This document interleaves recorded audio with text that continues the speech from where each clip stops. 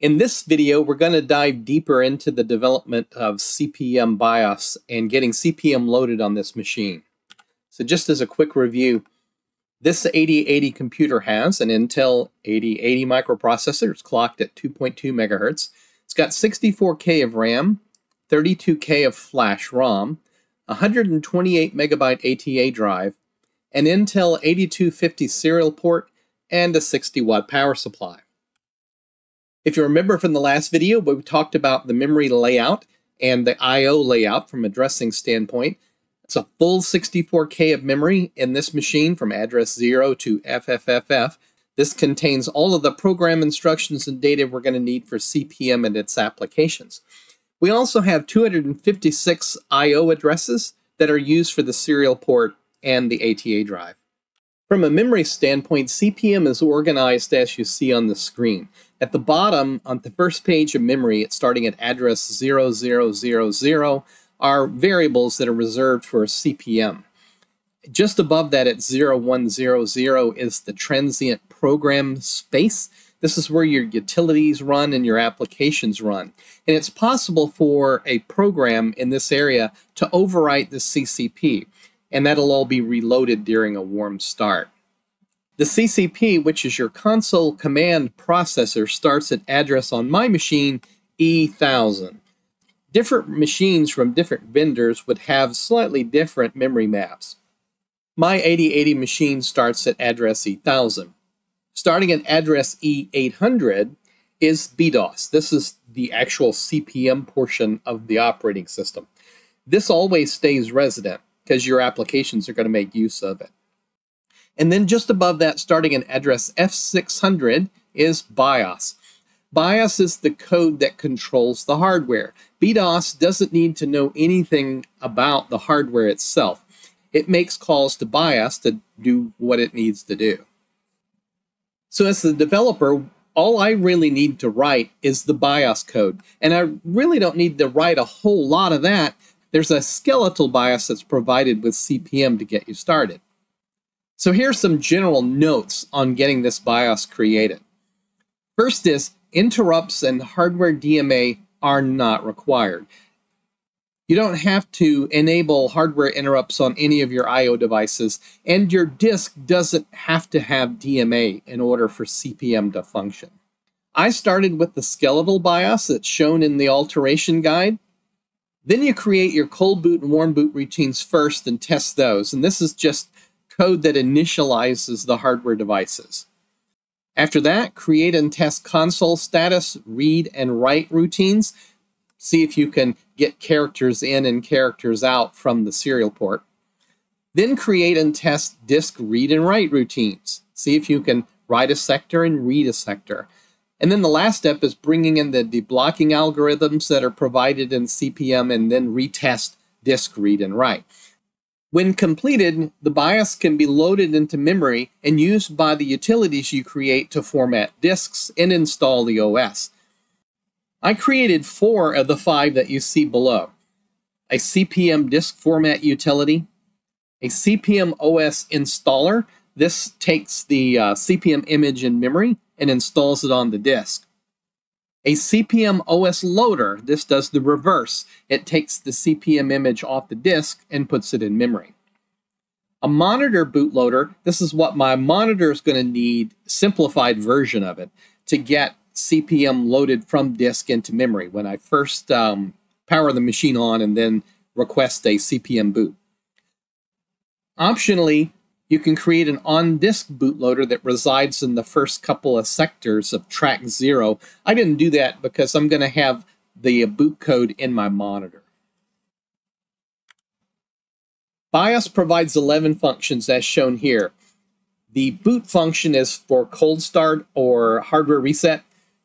wboot, the warm boot, is used by applications that overwrite the CCP.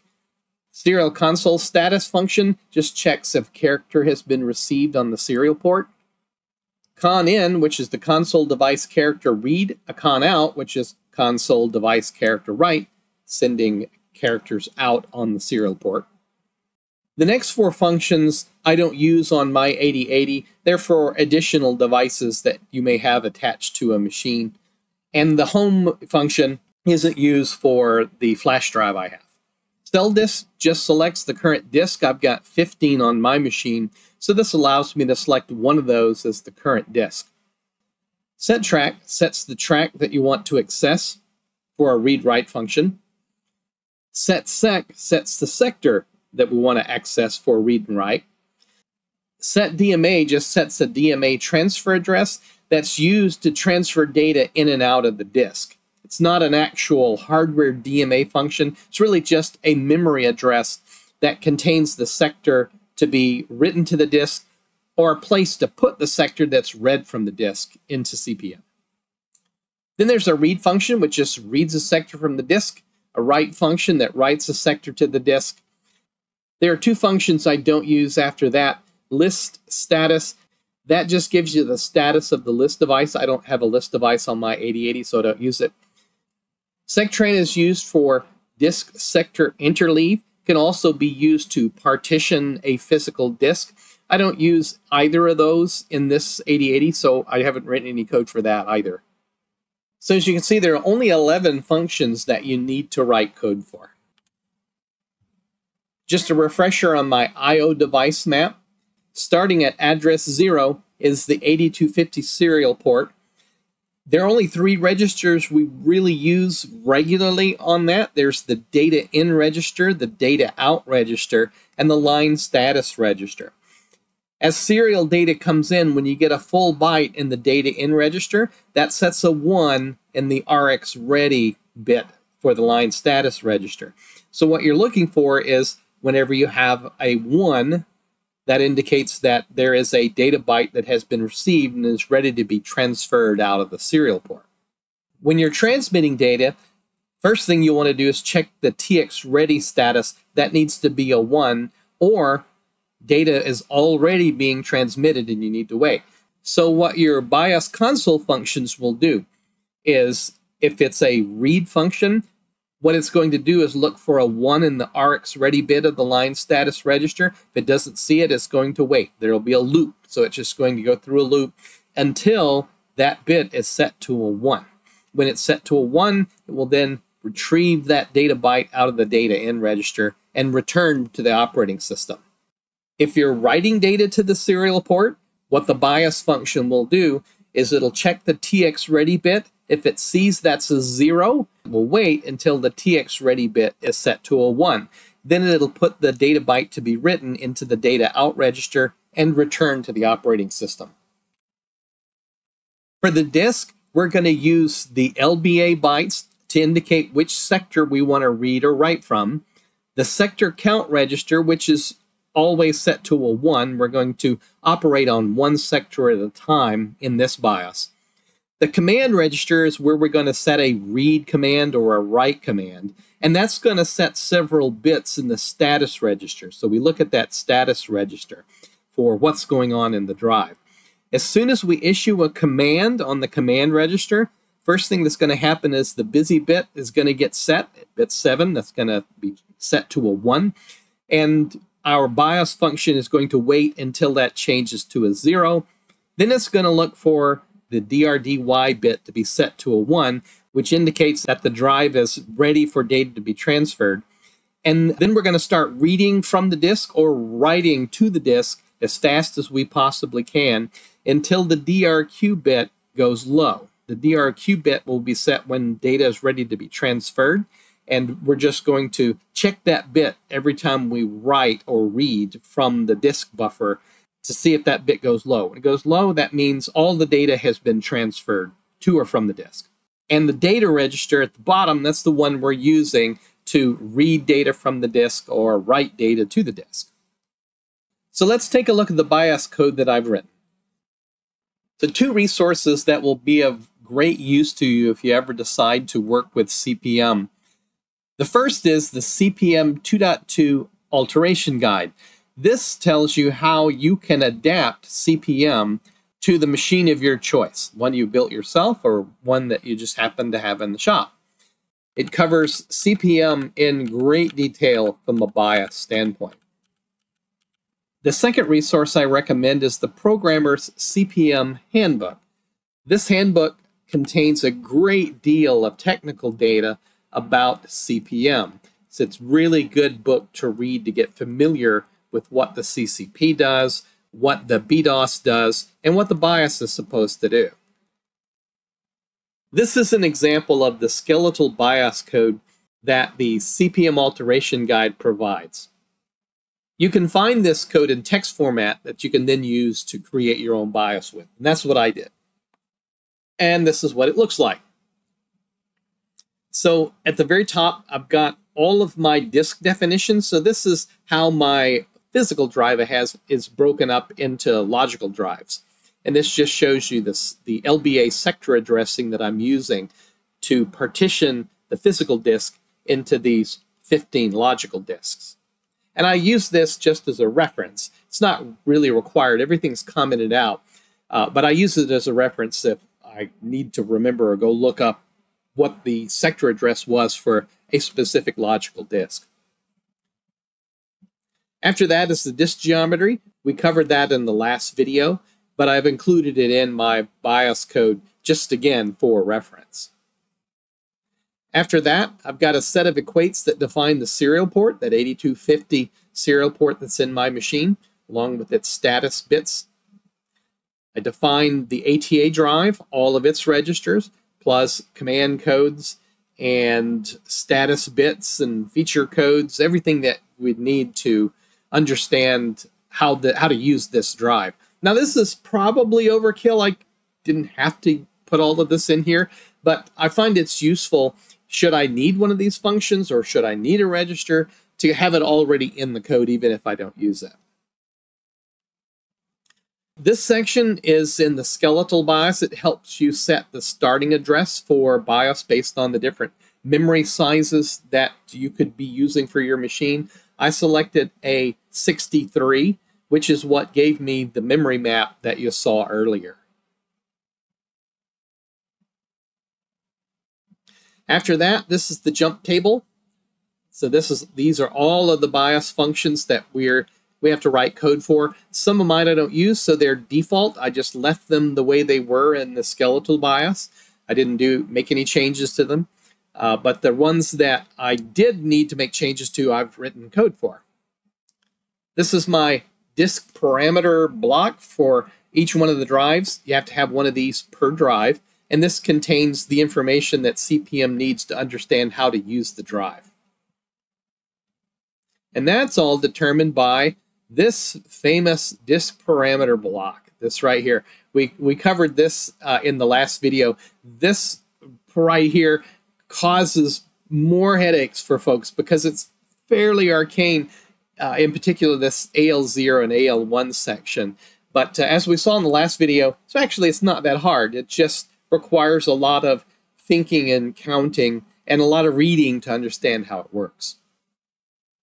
After that, here's my boot code. And all I really do in this boot section is initialize hardware.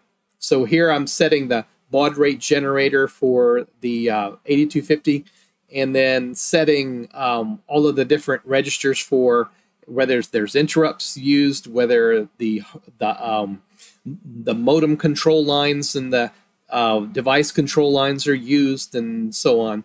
And I didn't use any of those. I'm just using transmit, receive, and ground. Those are the only 3 pins I actually use in my I/O. After that, I initialize the ATA controller. So we're going to find out, is it present? And so all this code does is a quick check on, is there even an ATA device here? And after that, we're going to set it up for LBA mode. We'll set it up for 8-bit transfers. You saw that in the previous video. And then I just do a seek.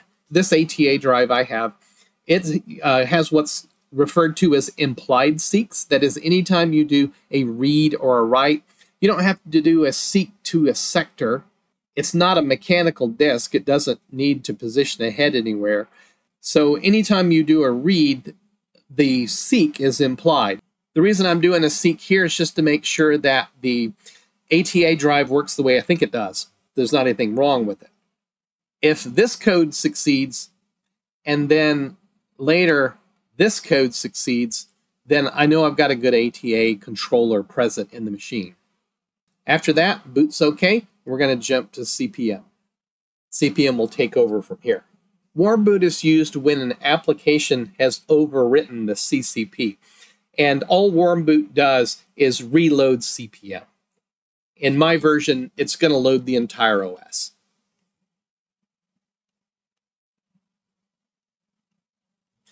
After CPM has been reloaded, we're going to get CPM ready to go, and then we're going to jump directly to the CCP and start command processing from the command line. Here's the I/O handlers. So all I'm doing here is checking for status of the console port. It just checks if there's a character on the console port. That allows CPM to retain control of the machine even if there's no character ready on the serial port. The con_in function just reads a character from the console port. And this is where that RX ready bit gets checked, like we talked about earlier. Console out just writes a character to the serial port. And there's checking this TX ready bit, like we were talking earlier. And then these are default, like this list is, this is in the skeletal BIOS. All it does is just return. It doesn't really do anything. Same thing that for list ST. Doesn't do anything. It just returns. Same thing for punch. Same thing for reader. I don't use these. Home, same thing. This came right out of the skeletal BIOS. It just sets a flag and returns. Doesn't really do anything.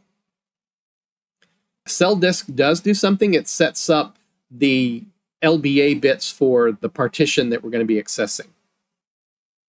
Set track sets the track that's requested by CPM. Set sector sets the sector requested by CPM. Set DMA just stores a DMA address. Doesn't do anything really with hardware. And sectran just returns null. This does nothing either.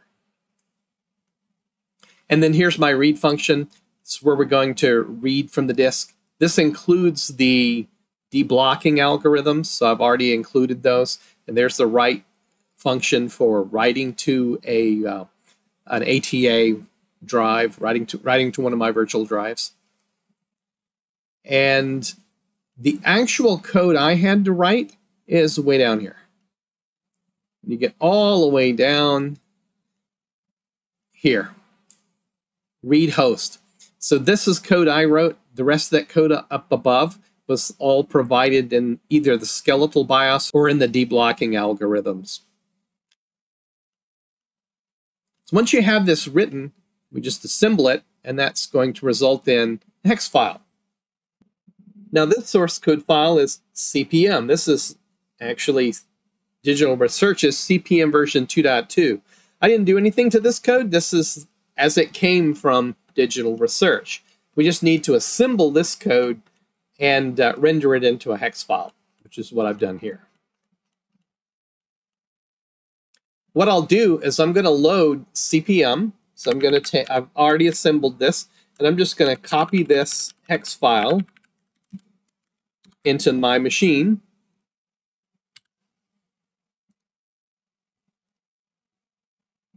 Started at address E1000. And then I'm going to do the same thing. I'm going to copy in the BIOS code. Let's load that.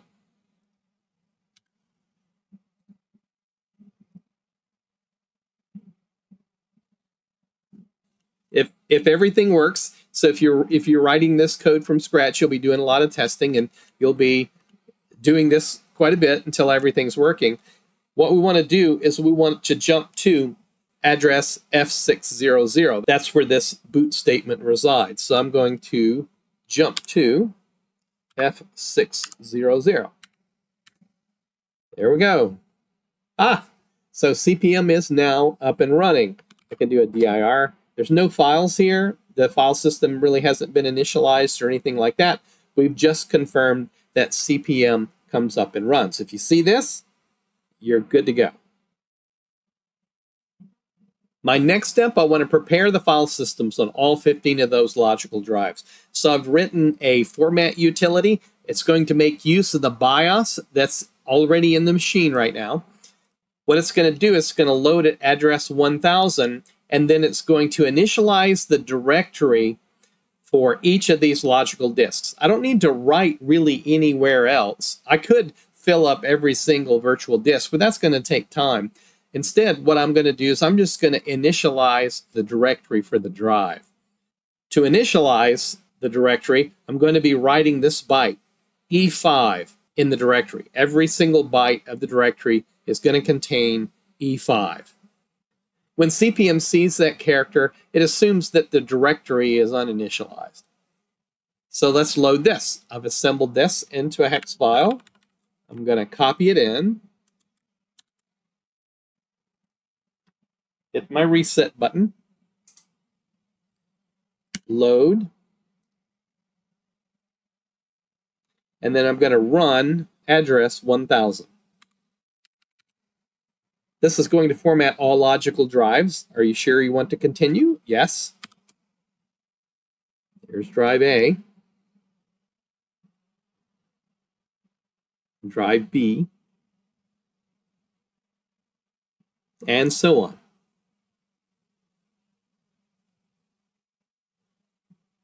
What I'm going to do is I'm going to put us on pause and come right back when the format's complete. The format completed successfully, so my next step is to get CPM installed into memory and then loaded onto the first logical drive. Here's the code that does that.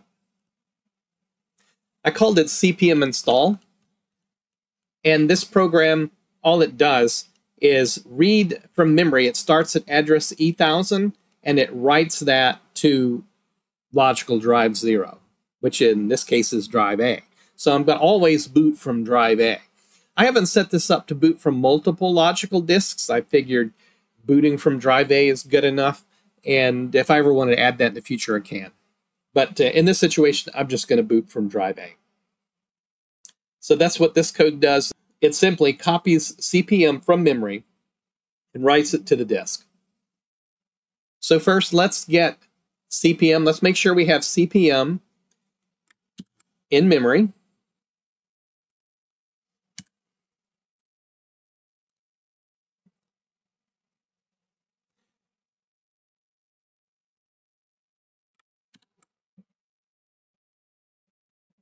And let's make sure we have BIOS in memory.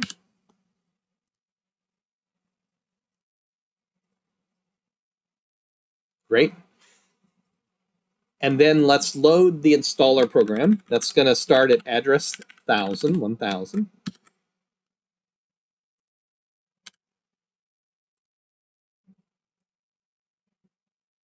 And let's run that. Done. So next is I want to test that. I want to make sure that worked. Over here, what I have is an application that's going to take CPM off the disk and install it in memory. I want to make sure that that's going to work. Let's take a look at, let's dump address E1000 to E0FF. So that's the signature. That's what CPM looks like. Here's what I'm going to do. I'm going to fill this address space. Fill, starting at E1000 to FFF0. And I want to make that all zeros. There we go. Now let's dump E1000.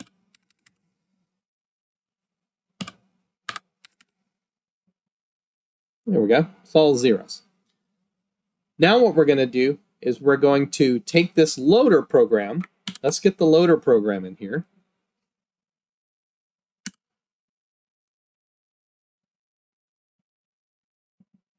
Let's run it.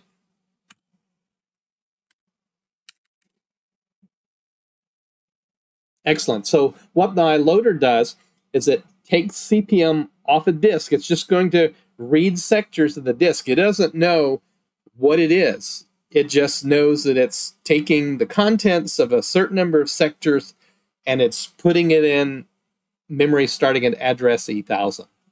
And then it's just going to assume that that worked and jump to CPM. It's going to start CPM.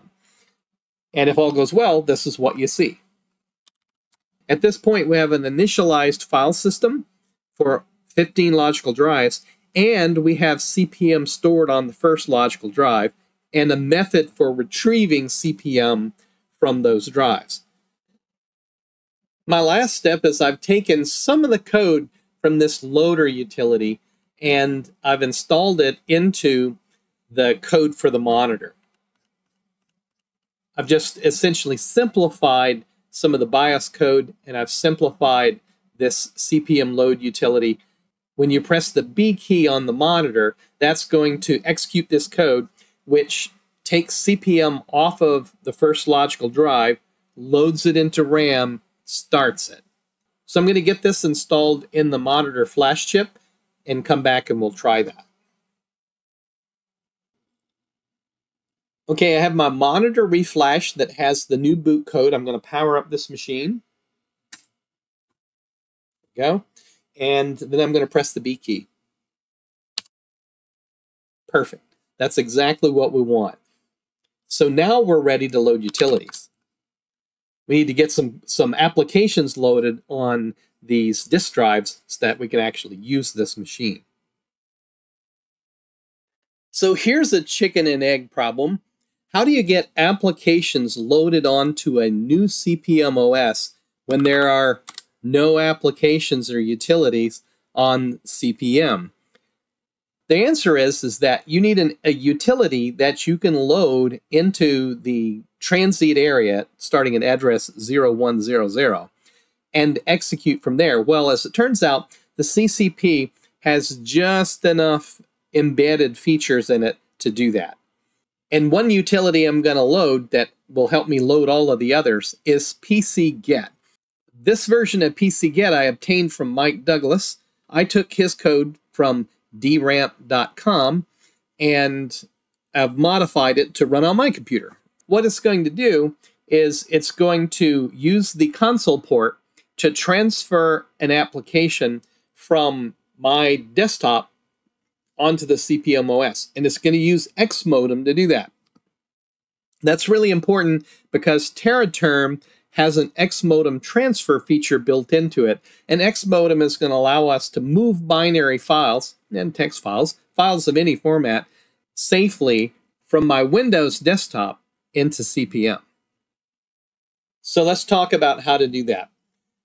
The first is that I'm going to need to reset this machine and jump to the monitor. But my monitor's in the way because I need PCGet to run at address 0100. It needs to start there. And I need to be able to restart CPM. And then I can transfer PCGet out of memory onto a disk file. But my monitor's in the way. So part of my monitor code is at 0100. So what I've done is I've taken the monitor code and I have reassembled it to run at a different address. And I'm going to have it run at address 1000. So I'm actually going to take the monitor, I call it the RAM version of my monitor, and it's assembled to run at address 1000, and I'm going to load it. Reset, load, and let's copy in this new RAM version of the monitor. And let's run that. Now I'm back at the monitor, but I'm actually running at address 1000. So now I want to load this PCGet utility. Let's copy that in. Done. And now I want to restart CPM, so I'm going to jump to F600. CPM's now running, and I have this PCGet utility loaded in RAM. I now need to get it removed from memory and stored on the CPM file system. I need to use one of the CCP utilities. These are embedded into the command processor. And the one I'm looking for is a built-in command called save. This is it right here. What Save's looking for is how many 256 byte segments is required for whatever it is you want to save on the disk. And I know that the PCGet utility is around 500 or so bytes in size. It's going to take two 256 byte blocks. And so I'm going to put a 2 here. I'm going to change this command to save space 2 space pcget.com. Let's try that. Save to pcget.com. Now if I do a directory, it's there. So now I'm going to start transferring this list of utilities onto the A drive. Let's give that a try. I want to run pcget, and the file I want to get is asm.com. I'll just start at the top.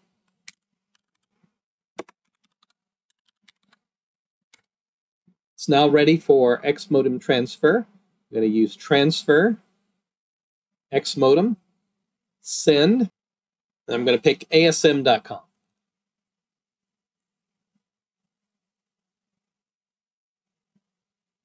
The transfer completes.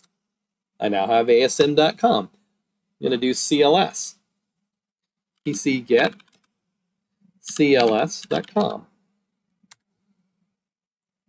File, transfer, xmodem, send, cls.com. Very simple, very fast. CLS just clears the screen. See if that works. Yes, it does. Now I'm going to work my way down this list, and I'll come back when I've got everything loaded.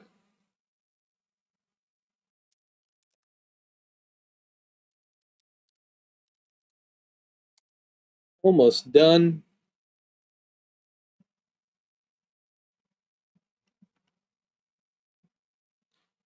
And one more.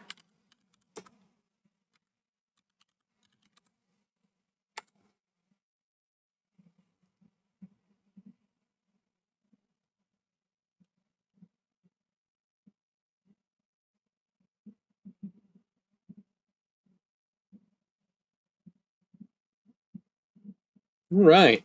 That should take care of everything I wanted in drive A or CPM. So the directory command shows all of the files are present. There's an extended directory command that's dir, it's third party. Gives you more information. pip is also present, as is stat.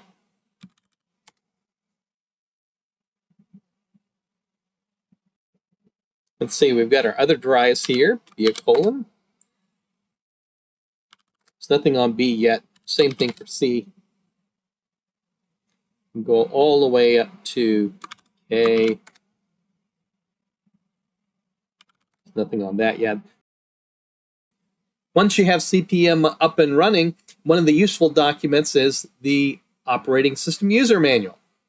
So definitely search for that on the internet and download it. It'll give you all of the information you need on the standard commands that are included with CPM.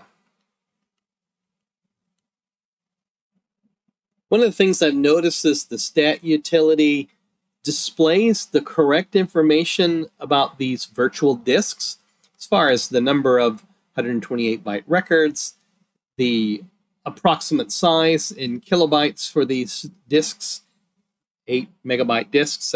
It's got all that right. But when I do a stat on a colon, that number's not right. Same thing on B colon, that number's not right. And I suspect there's some issues with the way it's calculating these values. But everything else seems to be correct. Let's try Microsoft Basic. Oh, there we go. My favorite program.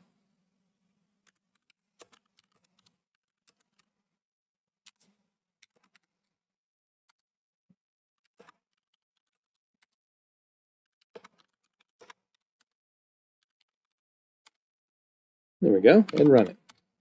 Yeah, works. I'm going to start loading some applications on these other drives. Be back in a minute. Consolidation is a natural step in the evolution of any market, and the computer industry has had several of these during its evolution into the industry we live in today. There are others out there, but in my opinion, two companies stand out as great consolidators: IBM and Microsoft. Whether you love these brands or you hate them, and I think there's a lot to like and dislike about these companies, they have played an amazing role in the consolidation and refinement of the highly fragmented computer business we started with in the 70s. The late 70s to the mid 80s was dominated by the home computer, which most people associate with games and children's education. There wasn't much else that software could do at that time that was relevant in the home. But small business is a completely different story. Those early personal computer adopters needed software that could do the job they needed done and a computer to run it on, in that order, which flipped the industry from a hardware orientation with many different competing technical designs to a standardized hardware platform that's still used today for most personal computers. I was very surprised to discover that 8-bit computers in the 70s had available three key business applications running on CP/M: word processors, spreadsheets, and databases. The characteristics of early 8-bit computers: small word size, short address range, and expensive storage, limited how efficiently large data sets could be processed, but these applications existed anyway, and they work surprisingly well. I'm going to do some short demonstrations of several business applications popular in the 70s and early 80s to show you what an 8-bit computer can actually do. I think I've got just enough time to demonstrate a word processing program, spreadsheet program, and a database program. I won't go into them in depth, but I will just show you how I can launch them and in general how they're used. So on my C drive, let's take a look. I have WordStar. WordStar was a popular word processing application. It's simply launched by typing WS. I pre-configured this for the VT100 or ANSI terminal. It does a neat job of coming up and running and displaying its menu. Let's open a document. D key. It's going to give me some choices, and I'm just going to open up Diary.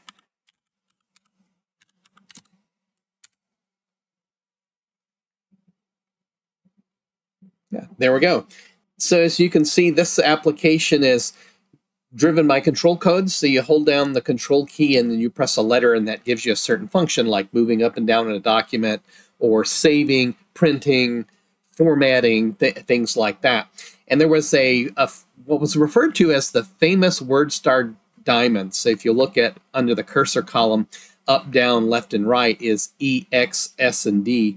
And if you look at a keyboard, you can see that the E, S, D, and X key forms a diamond. And so I'm going to press down Control X to move down through the document. And then I can press Control D to move right in the right direction through the document.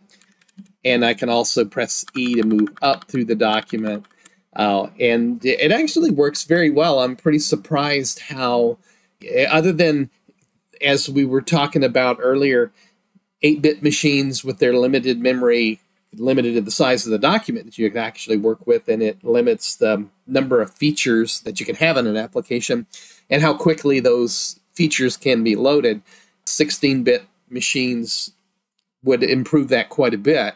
But still, for an 8-bit 8080 processor that came out in the early 70s, this is very nice. So I'm going to exit this application by pressing Control K. One of my options is quit without saving, so I'm going to press the Q key. And yes, I'm sure I want to abandon changes. And then from here, I'm going to exit WordStar by pressing the X key. And I'm back to CP/M. In my D drive, I have an application called SuperCalc. It's a spreadsheet. It's very popular at the time. It's launched by pressing SE2. Just enter that and hit the enter key. And then to start it, press the enter key. And this works exactly like you would expect a spreadsheet to work, just like modern ones do today. I'm going to load one of the demo spreadsheets. And let's see, we're going to load. And that's going to be sample.cal. I want to see all of it.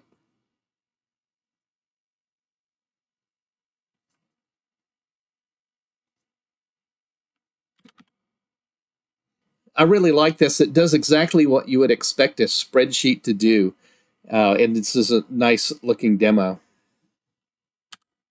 And I'm going to, 8-bit machines at the time, because of their memory restrictions, couldn't really have these long-winded menus. So they had to be very terse, and which meant that you would need to read the manual and gain some experience with the application so that these letters become just second nature.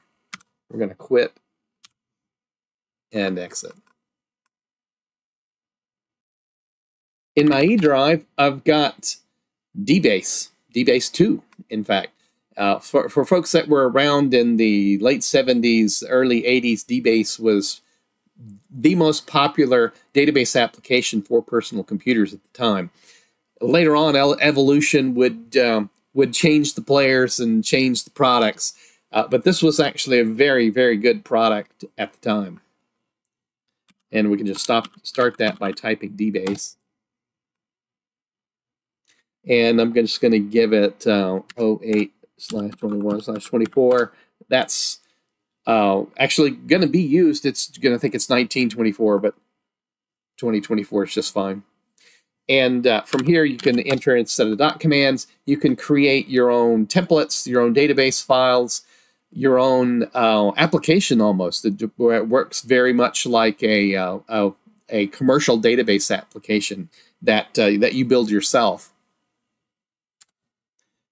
And here's an example of all of the commands that are available.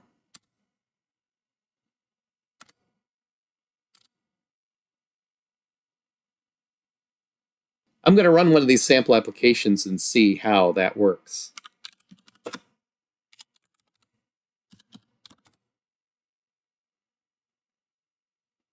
There we go. So this it's just an example of how you could create your own inventory application. So if I want to display inventory quantities, I would press a 2. And there you go. It generates a report for you. I want to add or view inventory. I'm going to add an item. I'm going to call it 11131 and just add another 2 to that. There we go. It's not in the database, so yes, I want to add that item. The description, I'm just going to call this a test item. And the unit cost is $10. And my sell price is $20. Number of items in stock, 1. Number of items on order is 0. That's good. And everything here is correct? Yes. Now my item's been added to our inventory. Let's try the stock report. And let's print out my description to the console. There we go. It's even got my test item that I added here.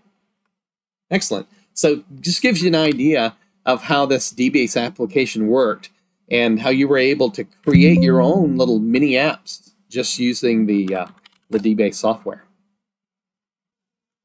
The other good one on F drive, I've got Zork, all 3 of them. Zork 1, Zork 2, Zork 3. Works exactly the way it did back in the 70s, early 80s when these games were released. Text-based game, actually a lot of fun to play. I've been through it about halfway, but it's very complex. It takes a long time to play.